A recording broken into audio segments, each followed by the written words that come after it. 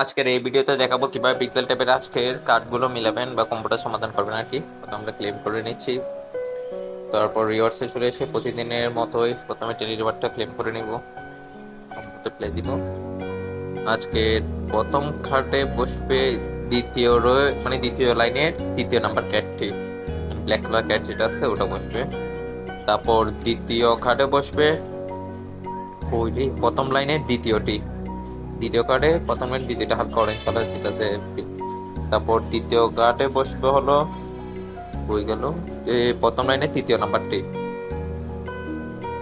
তারপর চতুর্থ কার্ডে বসবে প্রথম লাইনেরই শেষেরটি। আজকে তিনটাই প্রথম লাইনে রয়ে গেছে আর কি, ফিরে যাচ্ছে না